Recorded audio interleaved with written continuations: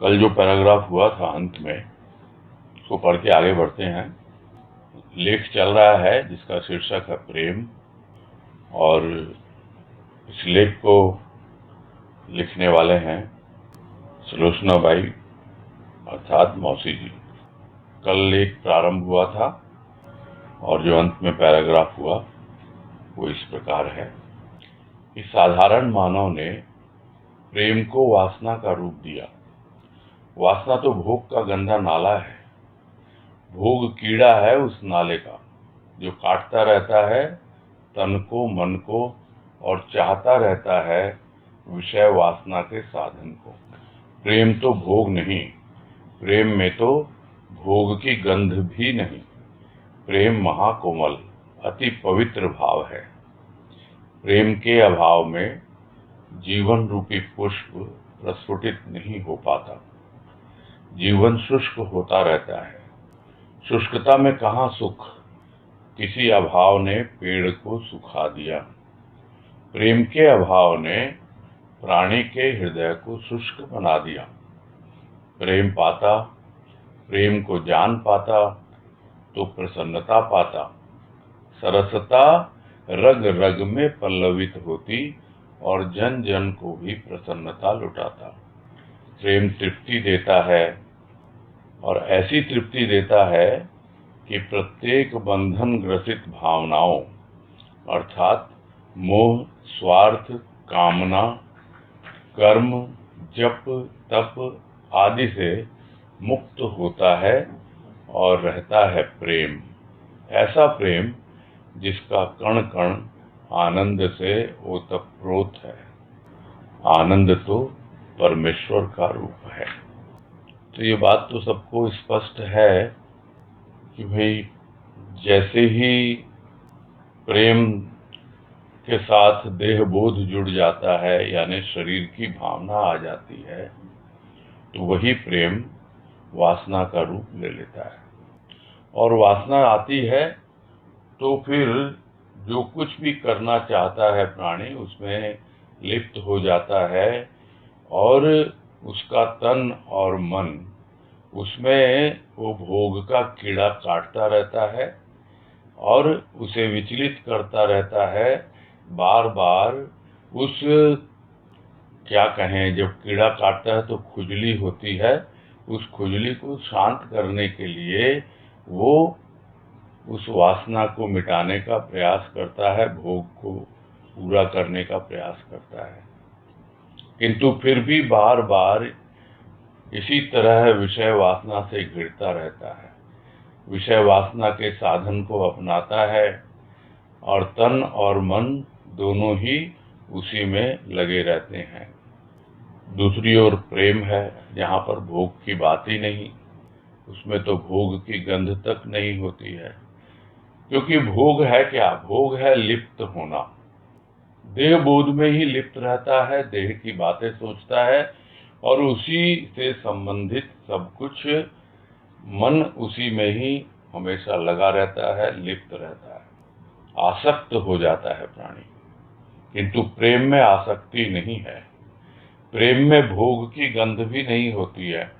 प्रेम तो बहुत ही पवित्र भाव है और अपने भीतर कोमलता लेके आता है, और ऊपर जो भी वासना ने उसके ऊपर इतनी परतें चढ़ा दी हैं जन्म जन्मांतर से, जैसे ही प्रभु का प्रेम आता है वो भीतर से कोमलता प्रकट होती है, नहीं तो कठोरता बनी रहती है।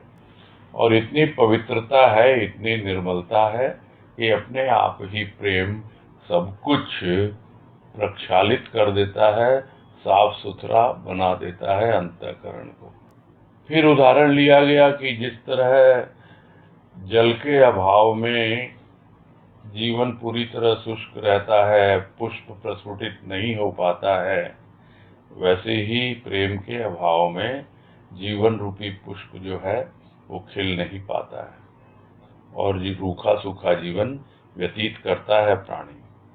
और वो रूखा सूखा जीवन जो होता है तो स्वाभाविक है, सूखे में कहाँ सुख है? सुख तो रस में है। जब अभाव होता है रस का तो पेड़ सूख जाता है, वैसे ही प्रेम का जो रस है उसका अभाव होता है तो प्राणी का हृदय रूखा सूखा हो जाता है। यदि पा जाता प्रेम को और जान जाता प्रेम को तो अपने आप ही प्रसन्नता पाता, खुशी मिलती उसको और उसका जीवन सरस बन जाता, रग रग में सरसता पल्लवित होती रहती और जन जन को भी वो प्रसन्नता ही लुटाता। ऐसा जीवन हो जाता है उस प्राणी का जो प्रेम में पूरी तरह ओतप्रोत रहता है, और उसके बाद तृप्त तो होता ही है और दूसरों को भी इस प्रकार की तृप्ति देता है, और उसकी अपनी स्वयं की भावनाएं भी, जो भी मोह है, स्वार्थ है, कामना है और भी कर्मों में जो लगा हुआ है धर्म के नाम पर, जप तप इत्यादि, इन सब से मुक्त होता चला जाता है, क्योंकि अब उसके जीवन में एकमात्र रह जाता है प्रभु का प्रेम। और वो प्रेम ऐसा प्रेम है जिसके भीतर आनंद ही आनंद है, उसके कण कण में आनंद भरा हुआ है, वो आनंद से ही ओतप्रोत है और वो आनंद परमेश्वर का ही रूप है। उसी तरह प्रेम भी परमेश्वर का ही रूप कहलाता है। आज कह रहे हैं, मानो किसी आधार विशेष को मान प्रेम जागरण करता है हृदय में। वही प्रेम, असीम प्रेम, विश्व प्रेम की अवस्था तक पहुंचा देता है। आधार के बिना तो प्रेम का अनुभव असंभव है। माँ संतान चाहती है अपना प्रेम प्रवाहित करने के लिए, किंतु हृदय में शुद्ध भावना, उच्च विचार न होने के कारण वह प्रेम आशा, मोह, ममता का कारण बन जाता है। शुद्ध सात्विक प्रेम में ऐसी बात नहीं। परमेश्वर प्राप्ति का प्रेमी तो अतुलित प्रेम प्रिय का पाकर प्रकाशित करता रहता है हृदय की भावनाओं को। तो यदि प्रेम की जागृति करनी है तो कोई आधार चाहिए, और वो जो आधार विशेष जब तक नहीं ग्रहण करता, आधार नहीं लेता, तब तक प्रेम की जागृति हृदय में होती नहीं है। यानी कोई न कोई नाम रूप या इस तरह उसके जीवन में आए तब वो आधार को समझ पाए, और उस आधार के आधार पर वो प्रेम को अनुभव कर पाए। तो जागृति प्रेम की हो जाती है इस प्रकार, और जैसे जैसे वो प्रेम आगे बढ़ता चला जाता है तो वही प्रेम सर्वव्यापी के लिए हो जाता है, वही प्रेम असीम के लिए हो जाता है, वही प्रेम पूरे विश्व ब्रह्मांड के लिए हो जाता है। यानी जो एक छोटी सी देह में आबद्ध था प्रेम, जो एक छोटे से हृदय में जागृत हुआ, वही प्रेम धीरे धीरे अपनी सीमाओं को तोड़ते हुए प्राणी मात्र के लिए, पूरे विश्व के लिए प्रेम की स्थिति तक पहुंचा देता है। तो आधार तो चाहिए ही चाहिए। बिना आधार के कैसे कोई प्रेम का अनुभव कर पाएगा? असंभव है।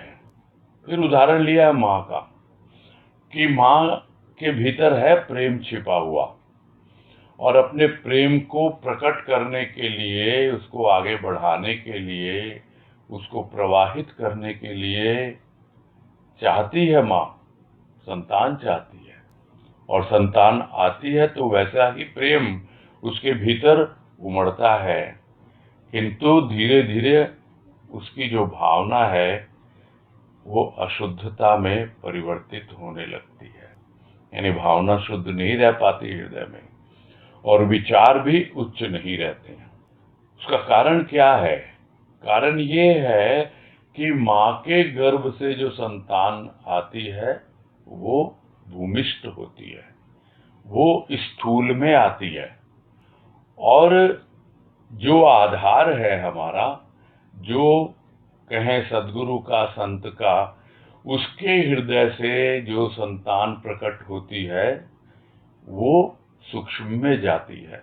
एक स्थूल की ओर अधो गति होती है उसकी नीचे की ओर, और दूसरे की गति होती है ऊपर की ओर। तो इस तरह विचार जो है उच्च भावनाओं में परिवर्तित होने लगते हैं, और भावना भी शुद्ध होती चली जाती है जब वो प्रेम अपने इष्ट के प्रति होता है, सदगुरु के प्रति होता है। नहीं तो क्या कहा जाए, क्या अवस्था होती है। सब कुछ है, माँ के भीतर प्रेम भी है, किंतु वो प्रेम संतान से कुछ आशा रखने लगता है, वो प्रेम कुछ मोह में फंस जाता है, कुछ ममता बन जाती है।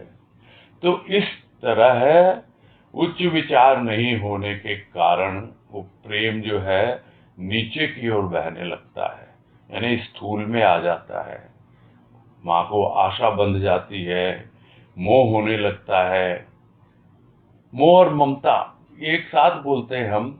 ममता एक विशेष गुण होता है माँ का, जिसे हम कहते हैं वो ममत्व है, मम तत्व है वो, और वो मम से निकला यानी मैं से निकला। और इस तरह जब एक से दो होते हैं, पहले मैं तो एक रहता है अकेला, और जैसे ही उसकी संतान होती है तो एक से दो हो जाते हैं, और जैसे ही मम की भावना द्वैत में चली जाती है तब धीरे धीरे वो मम तत्व को समझ नहीं पाता है। तो यह है ममता का कारण, क्योंकि उसका मम यानी उसकी ममता, उसका मैं जो है वो शरीर ही है, इसलिए वो ममता शरीर के संतान से होती है। दूसरी ओर मोह, जो और भी संबंध होते हैं उनमें भी मोह होता है, सिर्फ संतान से ही मोह नहीं होता। मोह जो भी शरीर के संपर्क में आते हैं, जिनसे शारीरिक हमारा रिश्ता होता है, उनसे मोह हो ही जाता है, और स्वाभाविक है कुछ न कुछ हमारी आशाएं उससे जुड़ी रहती हैं, किसी न किसी रूप में स्वार्थ भी होता है। अब मुझे याद आ रहा है, एक बार किसी से चर्चा हो रही थी बहुत साल पहले, कि यह जो स्वार्थ और अहंकार, यही दो चीजें हैं जो अशुद्ध कर देती हैं हमारी भावनाओं को। चाहे कोई भी भावना हो, स्वार्थ आ जाता है तब। जिनसे बातें हो रही थी, चर्चा हो रही थी, उन्होंने कहा कि भाई माँ का प्रेम, वहां पे कहाँ स्वार्थ है। माँ के प्रेम में भी कहीं न कहीं स्वार्थ होता है, और वो क्या है, वो यहाँ बतलाया जा रहा है कि उसमें आशा बंध जाती है कि मेरा बच्चा बड़ा हो रहा है, बड़ा होगा और मेरे लिए ये करेगा, कुछ और नहीं तो मेरा नाम रोशन करेगा, मेरी इज्जत बढ़ाएगा। तो इस तरह की एक आशा हो जाती है उसको। और मोह और ममता तो स्वाभाविक है, यदि वो देह बोध में रहेगा, शरीर को ही सब कुछ मानेगा, तो मोह ममता तो अवश्य ही आएगी, और वो उच्च विचार न होने के कारण और शुद्ध भावना नहीं होने के कारण, ये दो कारण है। इसलिए चाहते हुए भी वो प्रेम जो है शुद्ध नहीं हो पाता, ऊपर की ओर नहीं उठ पाता। जबकि प्रभु के प्रेम में ऐसी बात नहीं है, क्योंकि वो शुद्ध है, वो सात्विक है। सात्विक यानी सतोगुण पर आधारित है। वहां देह बोध का कोई विशेष संबंध नहीं है, बस एक आधार लिया, और वो आधार भी स्थूल का नाम मात्र के लिए, उसके भीतर जो छिपा हुआ प्रेम है, उस प्रेम का आधार लेकर ही आगे बढ़ता है। और उसका उद्देश्य क्या होता है? उसका उद्देश्य होता है कि इस आधार के माध्यम से मैं भी परमेश्वर की प्राप्ति करूं। तो वो प्रेमी क्या है, उसका लक्ष्य क्या है? परमेश्वर की प्राप्ति, और उसी को वो प्रेम करता है। तो वो प्रेमी तो ऐसा अतुलित प्रेम पाता है प्रिय का। अतुलित, अतुलित का मतलब होता है जिसको तौला न जा सके। तुला, तुला यानी वजन करने की जो मशीन होती है, उसको तुला कहते हैं, तराजू को। अतुलित यानी आप उसको तौल नहीं सकते हो। एक और शब्द होता है अतुलनीय। तो अतुलनीय का मतलब हुआ जिसकी तुलना न की जा सके, और अतुलित का मतलब जिसको तौला न जा सके। तो यहाँ पर परमेश्वर प्राप्ति का जो प्रेमी है, उसका तो प्रेम ऐसा है कि उसको तौला ही नहीं जा सकता। यानी उसका इतना वजन होता है, वो इतना भारी होता है कि कोई ऐसा बना नहीं उसको वजन करने के लिए कोई यंत्र। वो अतुलित प्रेम है। अपने प्रिय का वो अतुलित प्रेम पाकर अपने हृदय को प्रकाशित करता रहता है, और हृदय में जो भी उसके विचार हैं, भाव है, वो भी उसी प्रेम के द्वारा ही प्रकाशित होते रहते हैं। आगे है, प्रकाश भी प्रेम है। ईश्वर के अनेक नाम हैं। प्रेम शब्द भी अनेक नामों से संकेत देता है अपना। प्रकाश, आनंद, एकता, ज्ञान इत्यादि अनेक नाम प्रेम का ही संकेत देते हैं। साधारण ज्ञान बुद्धि का विकास और मस्तिष्क का तेज रूप माना जाता है, किंतु परम ज्ञान तो प्रेम है। परम ज्ञान में बुद्धि मस्तिष्क का भाव नहीं रहता। यह तो प्रभु कृपा पर अवलंबित है, अतः ज्ञान भी प्रेम है।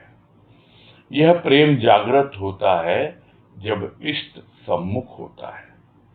जिसे जानना है, प्रेम के बिना उसे जानना भी असंभव है।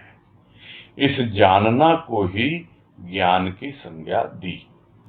और इस पैराग्राफ में कई तरह की बातें हैं जिनको हमें थोड़ा समझना चाहिए कि प्रेम को किस किस नाम से पुकारा जा सकता है। तो जिस तरह हम ईश्वर को अनेकों नाम से जानते हैं, उसी तरह है प्रेम, क्योंकि ईश्वर ही है, इसलिए उसको भी अनेक नामों से हम जानते हैं। और वो जो प्रेम शब्द है, वो भी अनेक नामों के द्वारा अपनी पहचान करवाता है। जैसे प्रकाश, यदि प्रकाश भीतर में अनुभव में आया तो उसको कौन लेके आया? वो प्रेम लेके आया। आनंद, आनंद की भावना भी प्रेम से ही आती है। अब जहां तक बात रह गई एकता और ज्ञान, संकेत तो करते हैं, किंतु इसको अनुभव करना और समझना थोड़ा सा कठिन हो जाता है। एकता, एकता का मतलब क्या होता है? ये भीतर की एकता है, एकत्व का भाव। एकत्व यानी वो एक तत्व है, और वो है प्रेम।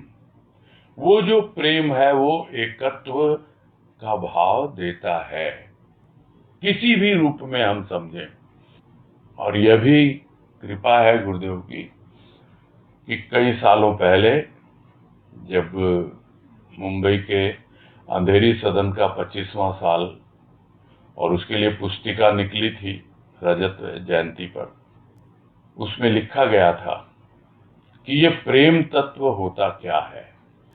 तो अपनी सत्संग के आधार पर यदि हम समझें कि बाबा परमात्मा है, गुरुदेव आत्मा है, तो यह जो माँ है, यह वो प्रेम तत्व है।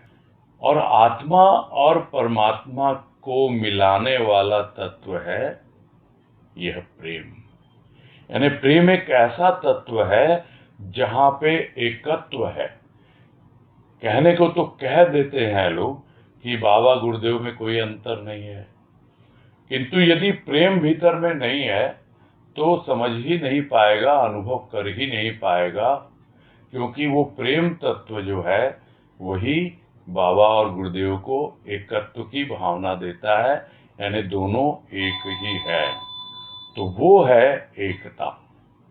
और वो जो एकता है उसके साथ जब अनुभव में आ जाती है एक की भावना, तब जो साधारण ज्ञान, वो ज्ञान नहीं रहता, वो आत्मज्ञान बन जाता है। यानी वो एक एकत्व की भावना जितनी भी भीतर में हमारी वृत्तियां हैं, जितने भी विचार हैं, जितना भी हमारा अंतःकरण का रूप है, वो सबका सब उस प्रेम में सान दिया गया, मिला दिया गया। अब उनका कोई अलग रूप है ही नहीं, उनका एकमात्र रूप रह जाता है वो प्रेम, और यही ज्ञान है। और इन्हीं सब बातों से संकेत देता है यह प्रेम, क्योंकि नॉर्मली लोग समझते हैं कि ज्ञान जो है वो बुद्धि में आता है, प्रथम बुद्धि में ही आता है, क्योंकि प्रेम बुद्धि में नहीं जा सकता।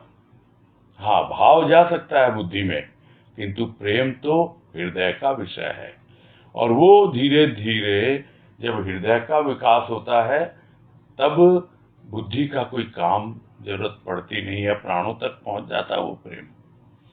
दूसरी ओर यही समझा जाता है कि बुद्धि का विकास और मस्तिष्क का तेज रूप यानी शार्प होती जाएगी, हमारा विवेक जागता जाएगा, तो हमको ज्ञान होगा। किंतु वास्तव में एक रूट तो यह है, किंतु यह रूखा सूखा है। हाँ, उसमें भाव आ जाए, और दूसरा जो चैनल है जो हृदय से सीधा प्राणों में जाता है, वो अगर अनुभव में आ जाए तो दोनों जाके वहीं मिलेंगे। कहाँ? प्राणों में। और प्राणों में प्रिय का भान ज्ञान, ये गुरुदेव ने ज्ञान की वाणी में बताया। कि लोग समझते हैं कि ज्ञान पुस्तकीय विषय है, पुस्तकों का विषय है। नहीं, प्राणों में प्रिय का भान ज्ञान। वो प्रिय कौन है? वो प्रिय क्या उसका कोई नाम है, रूप है? वो तो बहुत पहले ही उस आधार को लेकर आगे बढ़ चुका। अब उसका आधार सूक्ष्म हो गया, और उस सूक्ष्म आधार से वो अपने भीतर का जो क्या कहें भवसागर, उसको पार कर रहा है, सूक्ष्म आधार के द्वारा प्राणों तक पहुंच रहा है। और प्राणों में प्रिय का भान जब वहां पहुंचा तब परम ज्ञान की स्थिति बनती है, और वो परम ज्ञान प्रेम है। जब परम ज्ञान होता है तो बुद्धि या मस्तिष्क का भाव नहीं रहता। स्वाभाविक है, सब कुछ तो प्रभु की कृपा पर ही आधारित है, उसी पर अवलंबित है, उसी का सहारा लेकर आगे बढ़ता है। तो इस तरह हम अनुभव कर सकते हैं कि ज्ञान भी प्रेम का ही एक रूप बन जाता है, यानी प्रेम के अलावा कुछ है ही नहीं। और इस प्रकार का प्रेम तभी जागृत होता है जब हमारे सामने एक इष्ट होता है, और इष्ट का भाव होता है, फिर भाव केवल भाव में बनता है, और यह समझ में आने लगता है कि अब प्रेम के द्वारा मैं उसको जानने चला हूं, और नहीं तो बिना प्रेम के उसको जाना भी नहीं जा सकता। तो जिसको जानना है आपको, उससे तो आपका प्रेम होना चाहिए ना। ये कोई रास्ते मिल गया कोई व्यक्ति नहीं है कि आपने उससे थोड़ी सी बातें कर ली, गुफ्तगू कर ली और आपका काम हो गया। नहीं, जिसको आपको जानना है, पहचानना है, उससे तो आपको प्रेम करना ही होगा। तो सोचते हैं कि हम इष्ट को जानेंगे, उसको पहचानेंगे, किंतु वो इष्ट को हम कितना जान पहचान पाते हैं?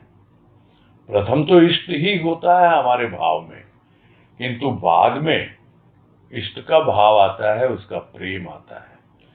तब हम उस प्रेम को अनुभव करते हैं। प्रेम से प्रेम का आदान प्रदान होता है, यानी हमारा प्रेम और इष्ट का प्रेम, हमारा भाव और उसका भाव, दोनों का आदान प्रदान होता है, तब पता लगता है।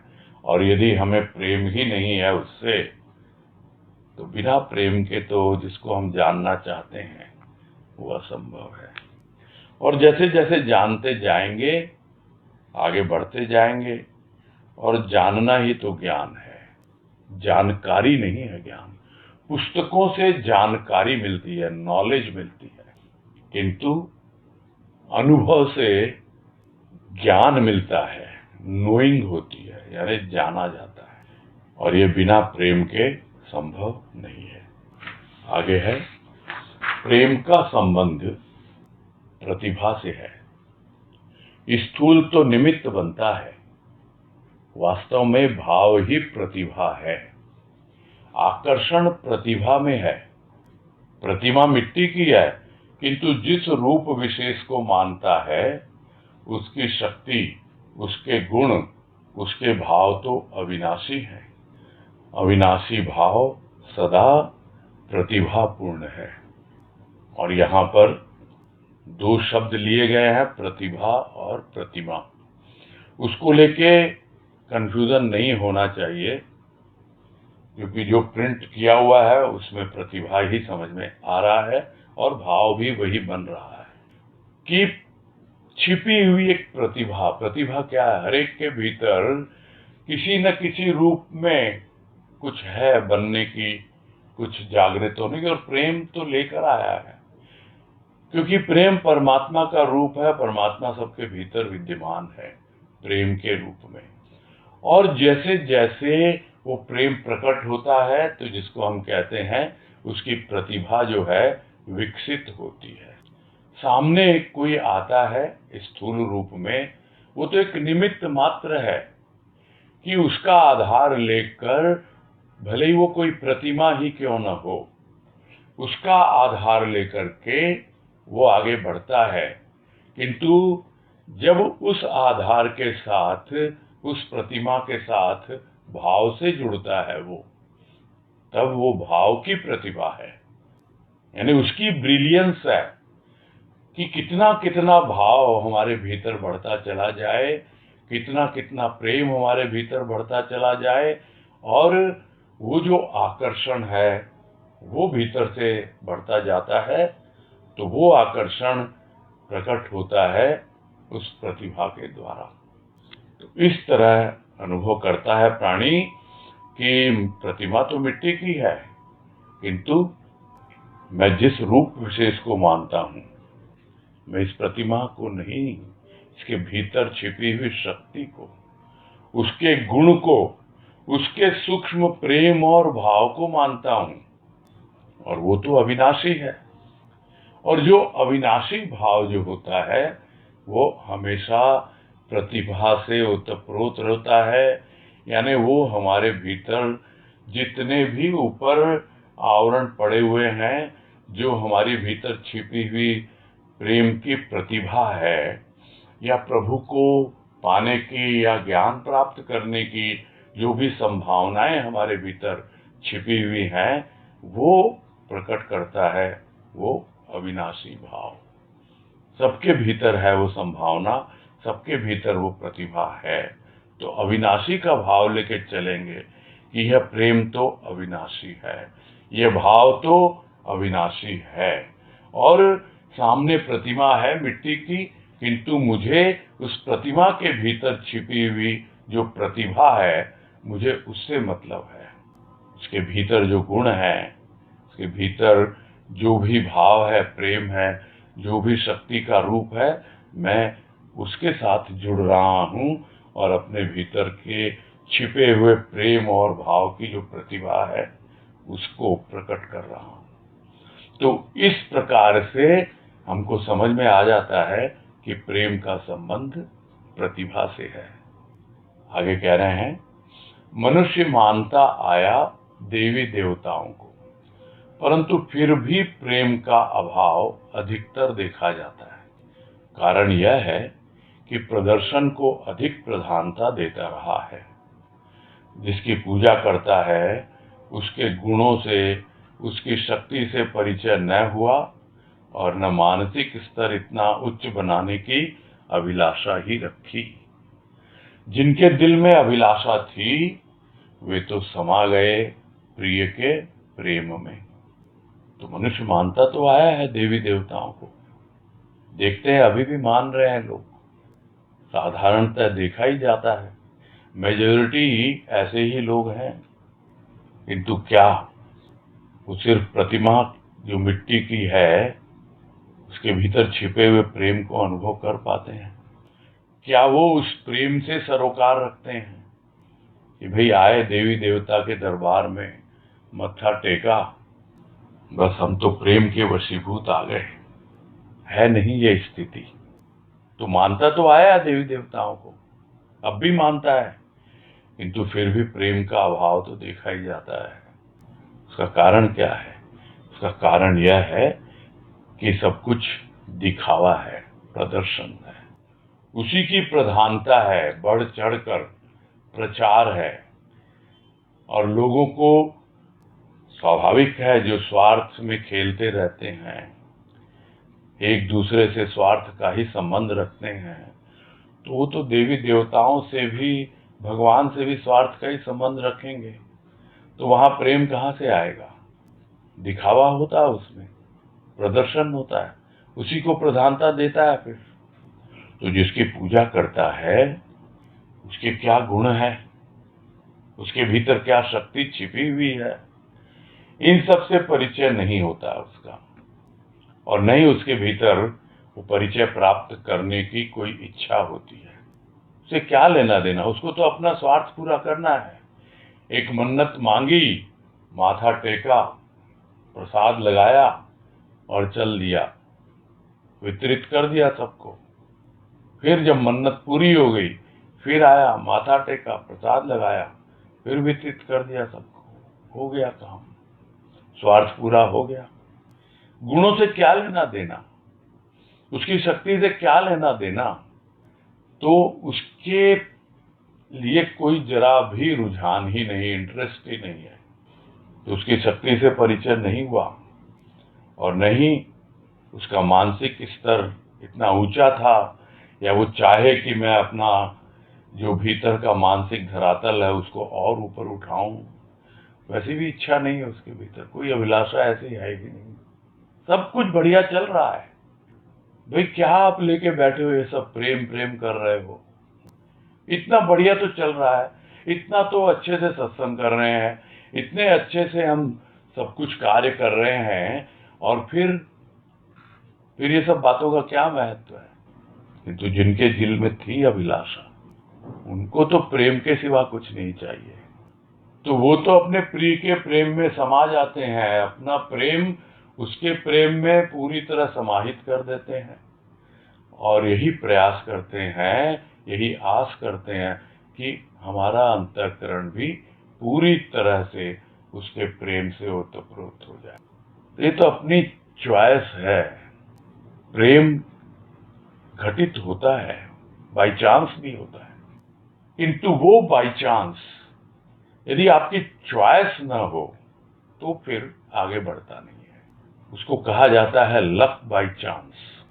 यानी एक चांस आया, कोई एक ऐसा संयोग बैठा कि मन में प्रेम तो जाग गया, किंतु आपके भीतर अपने मानसिक स्तर को इतना ऊंचे धरातल पर ले जाने की कोई अभिलाषा ही नहीं है, उस प्रेम को आगे बढ़ाने की कोई अभिलाषा ही नहीं है, इंटरेस्ट ही नहीं है आपको। तो फिर क्या मतलब?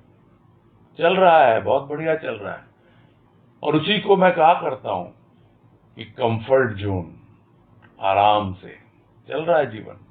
और गुरुदेव ने भी एक वाणी में समझा दिया, जो वाणी बार बार कही जाती है। क्या है वो वाणी? चक्षु प्रिय देव बन गया, कर्ण प्रिय भजन बन गया। तू क्या बना? बनना क्या है? जीवन तो बीत ही रहा है, तो जीवन तो बड़े मजे में बीत रहा है, बनना क्या है? चक्षु प्रिय देव बन गया, बहुत प्रिय लगता है देखकर, और भजन बन गया कर्ण प्रिय, बड़ी मजे में जिंदगी चल रही है, फिर क्या बनने की जरूरत है? किंतु जिनके दिल में अभिलाषा थी, वो तो बढ़ेंगे आगे, वो तो पहुंचेंगे, जरूर पहुंचेंगे वहां, समा जाएंगे प्रिय के प्रेम में, और समा जाते हैं, समा गए। ये है प्रेम की गाथा। फिर कह रहे हैं, प्रेम के अभाव में जीवन का एक एक क्षण भार स्वरूप है, प्रत्येक कर्म भी भार स्वरूप है। करता जा रहा है कर्म, किंतु हृदय में चाव नहीं, कोई उल्लास नहीं। प्रेम के अभाव में भजन भी वजन है, भजन तो वजन न था और न है। भजन तो वजन हटाता है, चिंता, दुख, क्लेश का, निरर्थक बोझ का, क्योंकि भजन तरल प्रेम है, या दूसरे शब्दों में यह कहा जाए कि प्रेम ही भजन है।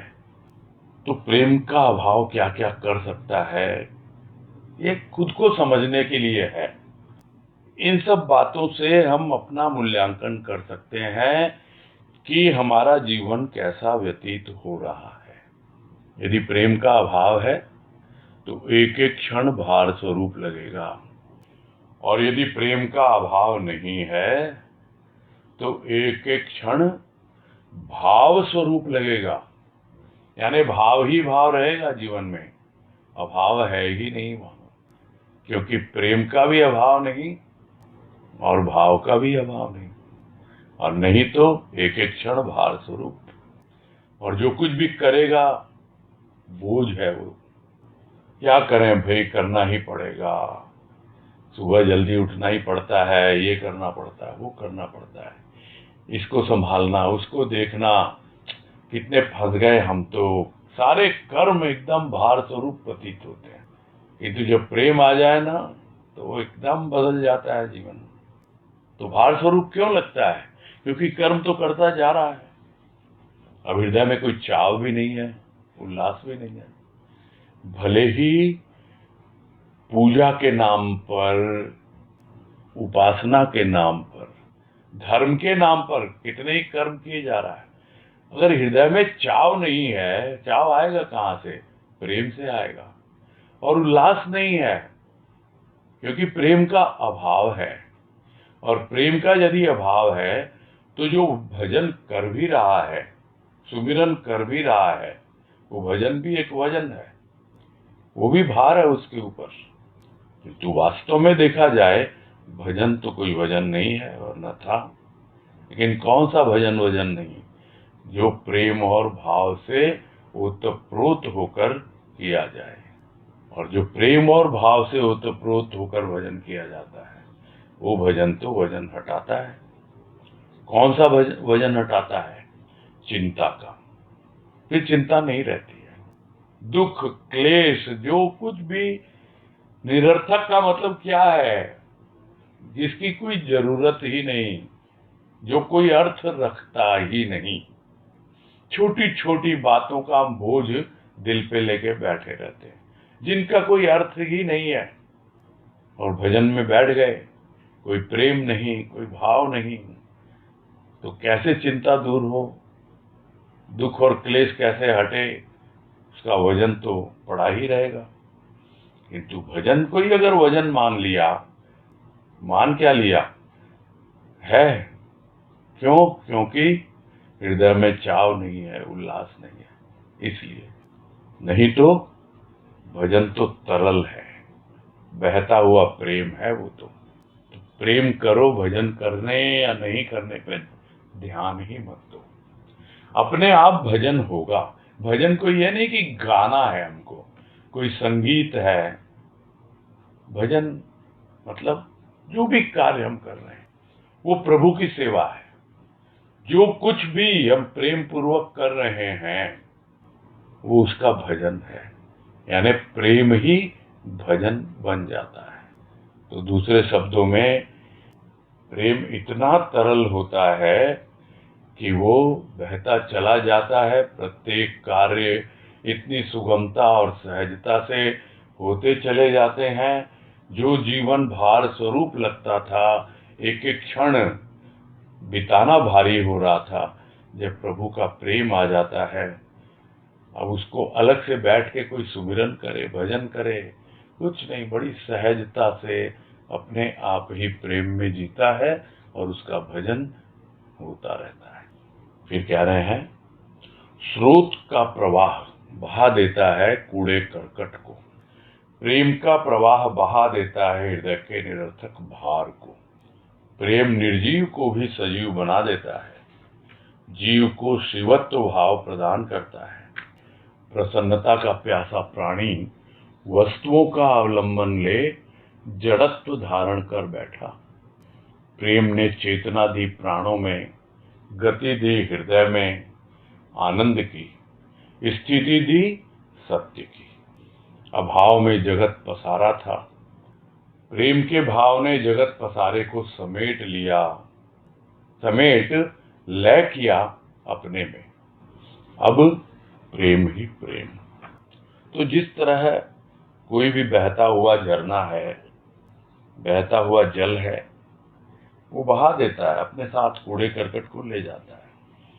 उसी तरह जब अंतःकरण में हमारे भीतर प्रेम का प्रवाह हो जाता है, तो उस प्रेम के प्रवाह में जो भी हमारे दिल पे भार होता है, भीतर में जो भी वजन चिंता का, दुख का, क्लेश का, ये सब जो भी निरर्थक भार है, वो अपने आप ही बहाकर ले जाता है वो प्रेम।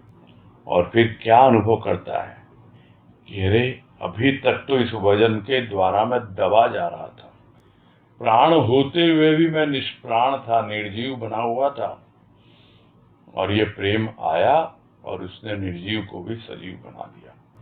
और इतना ही नहीं, जीव के अंदर शिवत्व भाव की जागृति कर देता है, और जागृति नहीं करता, एक दिन वहां तक पहुंचा भी देता है। शिवत्व भाव को प्राप्त कर आगे बढ़ता चला जाता है वो उस पूर्णता की ओर। किंतु समस्या क्या है? समस्या ये है कि प्राणी चाहता तो बहुत कुछ है, चाहता तो आनंद भी है, प्रसन्नता भी है, प्यास है उसके भीतर, किंतु सहारा किसका लेता है, अवलंबन किसका लेता है? जड़ वस्तुओं का। तो प्रसन्नता का प्यासा है प्राणी, किंतु वो किसका अवलंबन ले रहा है? वस्तुओं का, जड़ वस्तुओं का अवलंबन लेकर के वो प्रसन्न होना चाहता है। तो इसलिए स्वाभाविक है, जिसका आधार लोगे तुम, जिसका सहारा लोगे, तुम भी वैसे ही हो जाओगे। वो भी जड़त्व धारण कर लेता है। किंतु प्रेम जब आ गया, तो उस प्रेम ने प्राणों में एक चेतना जागृत की। यानी जो प्राण निष्प्राण हो गए थे, निर्जीव हो गए थे, जड़ हो गए थे, उन जड़ प्राणों में चेतना आता है, चेतना लाता है प्रेम, और हृदय में एक गति देता है, एक ऐसी गति जो हमें प्रसन्न ही नहीं करती, आनंद की अनुभूति देती है। और उस आनंद की अनुभूति में धीरे धीरे हमारी स्थिति बदलती चली जाती है। सत्य की अनुभूति होती है, सत्य की एक स्थिति का हमें अनुभव में पता लग जाता है, और वो प्रेम प्रवाह आगे बढ़ता है। फिर हृदय में एक गति आती है, एक स्थिति बनती है, फिर सत्य की एक और स्थिति बनती है। तो इस तरह हमारी सत्य की स्थिति बदलती जाती है, और एक दिन जो हमारे भीतर पूरी तरह से टिका हुआ है, कुटस्थ है, स्थित है जो सत्य, वहां वो प्रेम हमें पहुंचा देता है। क्या क्या नहीं करता है प्रेम? सबसे पहले तो प्राणों में चेतना दी, तो जो निष्प्राण थे, स्पंदन खाली एक मशीन की तरह, जड़, जैसे गाड़ी का इंजन चलता रहता है, धक धक धक धक करता रहता है, वैसे ही, किंतु गाड़ी तो जड़ है, वैसे ही प्रेम के प्राण धक धक धक धक कर रहे हैं, किंतु प्रेम जब आता है तब पता लगता है ये जड़ नहीं है, ये चेतन है। नहीं तो प्राणों में जड़ता लेकर ही जीता रहता है। फिर हृदय की गति, आनंद की अनुभूति, और धीरे धीरे सत्य की स्थिति से भी अवगत होने लगता है। किंतु जब प्रेम नहीं, भाव नहीं, तो स्वाभाविक है अभाव का ही जगत है, और जगत में अभाव ही अभाव है। तो ये दोनों आपस में जुड़े हुए, ये जो भौतिक जीवन, इसमें अभाव बने रहेंगे, और जब अभाव आएगा तो फिर भौतिक जीवन पर ही ध्यान जाएगा। तो अभाव में ये पूरा जगत का पसारा था, किंतु जैसे जैसे भाव में प्रेम आया या प्रेम में भाव आया, तो जितना भी जगत का पसारा था उसने समेट कर अपने में लय कर लिया, क्योंकि मालूम है ये तो बहुत थोड़ा सा है। यह जो प्रेम, ये सर्वव्यापी, इतना व्यापक, सूक्ष्म का एक ऐसा रूप, इसको अक्सर हम समझा करते हैं कि सूक्ष्म तो 90% है और ये स्थूल, ये तो सिर्फ 10% है। तो वो 90% को क्या देर लगती है उस 10% को अपने में समेटने में? बस वो समेट लेता है सारे स्थूल के पसारे को अपने भीतर और अपने में लय कर लेता है। तो अब स्थूल जगत की ओर ध्यान ही नहीं जाता। ये जो जगत का पसारा वो अभाव में रहता है, जैसे ही भाव आया नहीं और प्रेम आया नहीं, बस अब तो प्रेम ही प्रेम, भाव ही भाव, यही जीवन बन जाता है। फिर कह रहे हैं, भाव कहाँ? जहां तू है मेरे आत्मदेव। आनंद कहाँ? जहां तू है। प्रसन्नता कहाँ? जहां तू है। सुख कहाँ? जहां तू है। प्रेम क्या है? तू ही तू है। तू जब मैं में समाया, मैं हो गया, यह भी प्रेम है। यह मैं अहंकार का सूचक नहीं, प्रेम का विशेष भाव है। अहंकार तो गंध है, विष है अहंकार, तथा विषयों का जनक है अहंकार। प्रेम तो अमृत है। प्रेम की दुनिया निराली है, मतवाली है, उजाली है। अहंकार की दुनिया अंधकार पूर्ण। तू में मैं समाया, तू बन गया, तू ही तू बन गया। मैं में तू समाया, मैं बन गया। यह एकता ही प्रेम की अनुपम सृष्टि है। और किस प्रकार यह भाव हमें ज्ञान तक पहुंचा सकता है?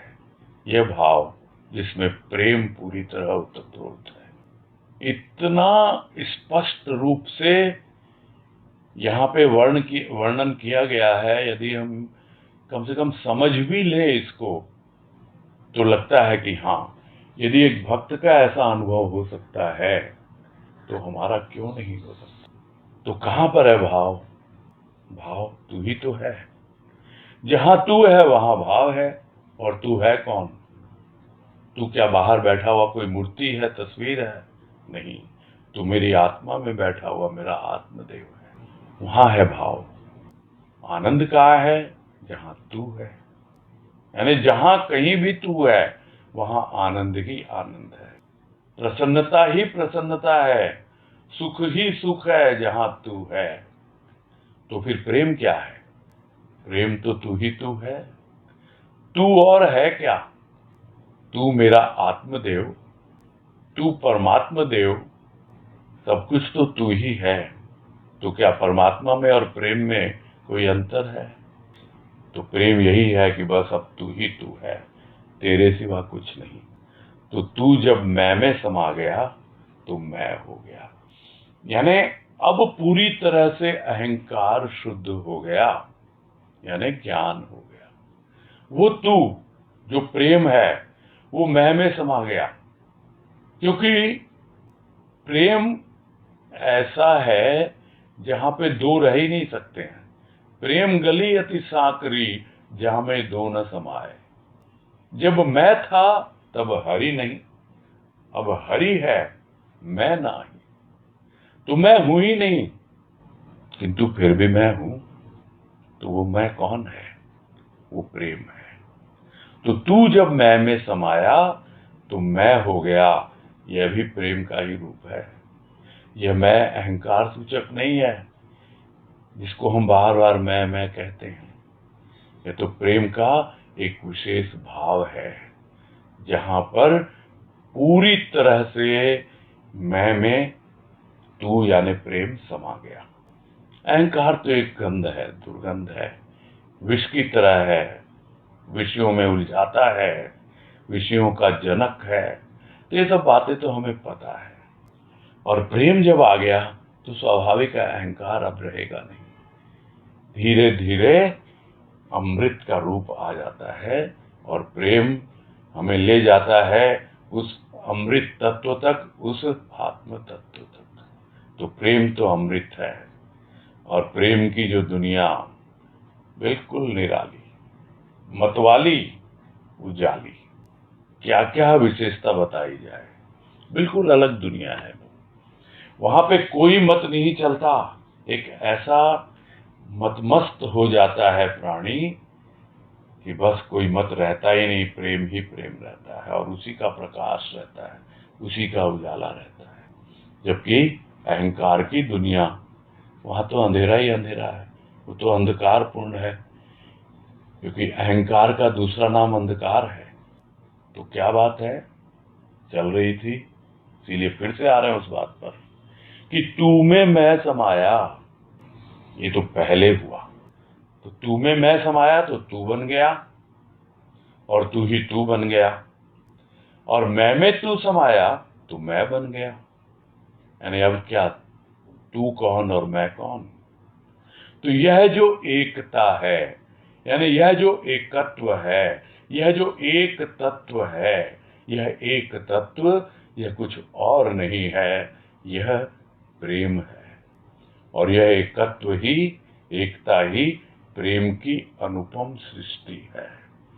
तो यह पहचान है प्रेम की, यह अनुभूति है प्रेम की, जहां तू में मैं समाया, मैं में तू समाया, और दोनों एक हो गए। बस यही पूरा करते। पूनम अग्रवाल। प्रणाम भैया, हरिओम। हाँ नमस्कार, हरिओम। भैया, इसमें जो ये लाइन आई है ना कि गतिधि हृदय में आनंद की स्थिति भी सत्य की, इसमें आप बता रहे हैं कि सत्य की स्थिति बदलती है, मतलब ये बात समझ में नहीं आई। गति में स्थिति होती है या नहीं होती है? क्या कह रहे हैं आप? गति और स्थिति ये दोनों साथ साथ चलते हैं। हाँ।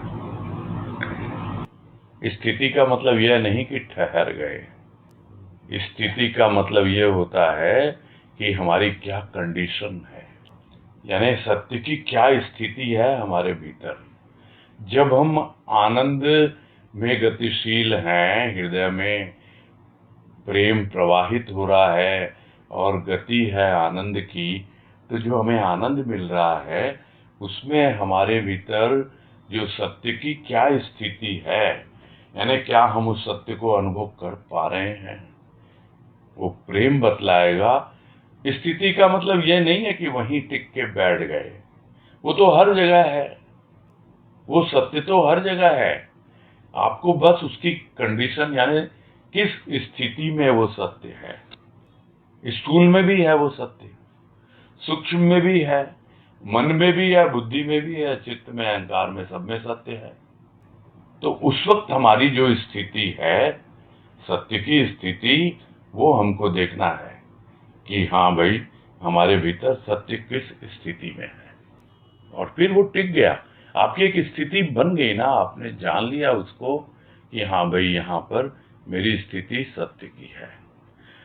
तो ये देखो, मेन समझने की बात इसमें इतनी ही है कि जब आप प्रेम के प्रवाह में बहते चले जाते हैं तो अपने आप ही जो सत्य पूर्ण रूप से शुद्ध है, जो आपके अंदर बैठा हुआ है, वो वहां पहुंचा देगा, वो प्रेम का प्रवाह, और आपको आनंदित करता हुआ पहुंचाएगा। बस आपको देखते रहना है कि कहीं मैं कंफ्यूज्ड तो नहीं हूं, कहीं मेरे भीतर भ्रम तो नहीं है। उस स्थिति का आकलन आपको करते हुए चले जाना है, क्योंकि अभी पूर्ण रूप से सत्य अभी नहीं आया है। ये है कहने का मतलब यहाँ। मतलब भैया, भ्रम भी हो जाता है जी, स्थिति मिलती है सत्य की, लेकिन हमको अपनी कंडीशन समझनी है ना, हम कौन सी स्थिति में है। इस प्रेम ने, ठीक है, प्राणों में चेतना दी है, तो क्या पूर्ण रूप से प्राण चैतन्य हो गए? हृदय में गति दी है आनंद की, तो क्या पूरी तरह से हृदय में आनंद समा गया? उसी तरह जहाँ कहीं हम हैं, स्थूल में, सूक्ष्म में, तो प्रेम ने हमें एक स्थिति तो दी है, सत्य का अनुभव करवाता है, तो हमको उसकी कंडीशन भी तो समझनी होगी ना। यही कहने का मतलब है। ठीक, हरिओम हरिओम। ठीक है, अब समय भी हो रहा है, पूरा करते हैं।